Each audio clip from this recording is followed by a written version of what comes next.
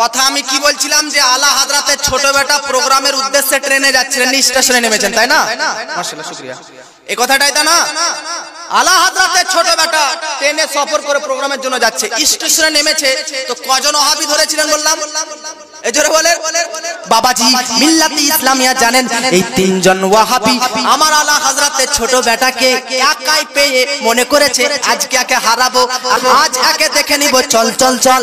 এই তিনজন ওয়াহাবি মুফতি আজম হিন্দ আলা হাজরাতের ছোট সন্তানের কাছে যাবার পর বলতেছে, হুজুর হুজুর আপনি কি আলা হাজরাতের মুফতি সাহেব? জোরে বলেন, মহব্বতে বলেন। এখানে আলেম ওলামা আছে, একটা দামি কথা বলে দিচ্ছি, আলা হাজরাতের বেটা শুধু মুফতি নয়, শুধু মুফতি নয়, মুফতি আজম হিন্দ অর্থাৎ ভারতবর্ষের সবচাইতে বড় এই যুগের তিনি মুফতি। জোরে বলেন, শুধু মুফতি নয়, ভারতবর্ষের সবচাইতে বড় এই যুগের তিনি মুফতি। কিন্তু ওনার ব্যাপারে আপনি কোন জায়গাতে সিগনেচার মানুষ দেখে দেয় না, লেখে। আমি যেমন সিগনেচার করি তো লিখবো মাওলানা ইসমাইল জানুরি, উনি লিখবেন মাওলানা অমুক, উনি লিখবেন মুফতি সাহেব অমুক, মুহাদ্দিস সাহেব লিখবেন মুহাদ্দিস অমুক। সবাই নিজেকে কম বেশি যদি বলা হয় আপনি কত কি পাস হয়েছেন, আপনার ডিগ্রি কি, আপনি কে, তো বলে না আমি মাওলানা সাহেব বলতেছি, আমি মুফতি সাহেব বলতেছি, বলে কি বলে না? আলা হাজরাতের ছোট সন্তানের জীবনের শুরু থেকে শেষ পর্যন্ত কখনো তিনি নিজেকে মুফতি বলে দাবি করেননি। এটা তিনার বিনয়িতা, এটা তিনার নরমতা, তিনি কখনো মুফতি বলে, ওনার সিগনেচার এখনো বহুত কিতাবে আছে, ফতোয়ার কিতাবে সিগনেচার দেখে নেবেন, লিখে তিনার সিগনেচারে এখনো পর্যন্ত মুফতি শব্দটা লেখা নাই, শুধু লেখা আছে ফকির মুস্তাফা রাজা খান। জোরে বলে, যে যত বড় জ্ঞানী হয় সে তত বড়, যে যত বড় জ্ঞানী হয় পণ্ডিত হয় সে তাকে ততটাই ছোট করে। জোরে বলে, এটা হচ্ছে বিনয়িতা।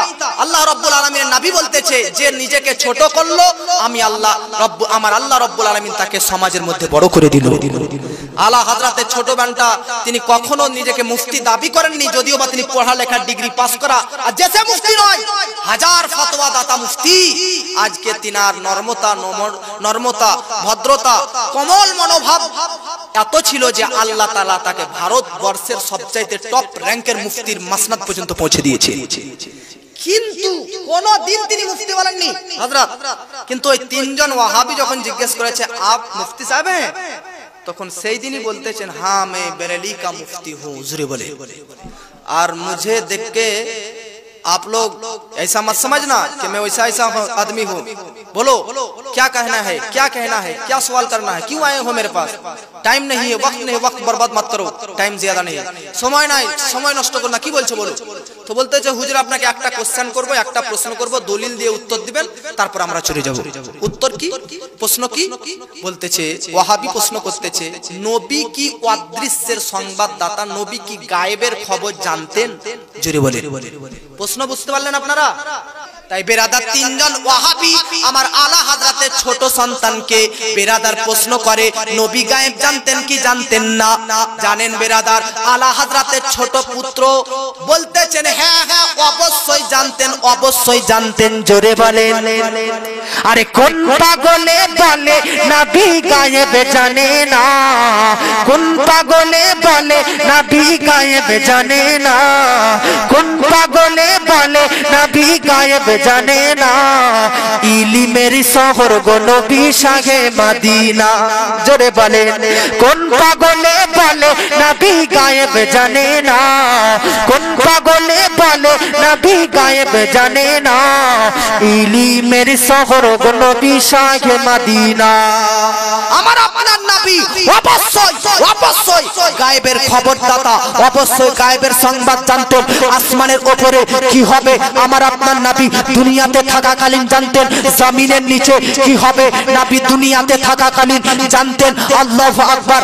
নবীর আগে হযরতে আদম নবীর যুগে কি ঘটনা ঘটেছে নবী জানতেন, হযরতে নূহ নবীর যুগে কি ঘটনা ঘটেছে নবী জানতেন।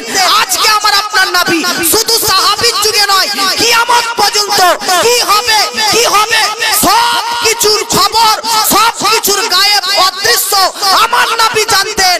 এই জন্য আলা হযরত বলতেছেন और कोई गायब क्या तुमसे निगाह हो भला, जब ना खोदा ही छुपा तुम पे करो रो।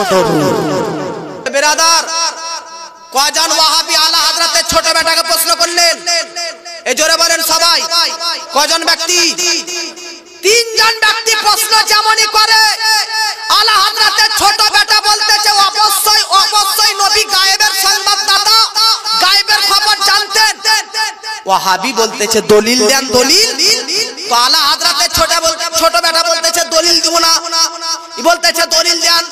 আলা হযরতের ছোট বেটা বলতেছে দলিল দিব না। জোরে বলে। আলা হযরতের ছোট বেটাকে বলতেছে নবীজি গায়েব জানে, দলিল দেন। তো বলতেছে তোদের মানার ইচ্ছা মানবি না মানবি তোর ব্যাপার, কিন্তু আমি দলিল দিব না। জোরে বলে। দলিল দিবেন না? না দিব না। দলিল দিব তার আগে তোদেরকে আমি তিনটা কোশ্চেন করতে চাই।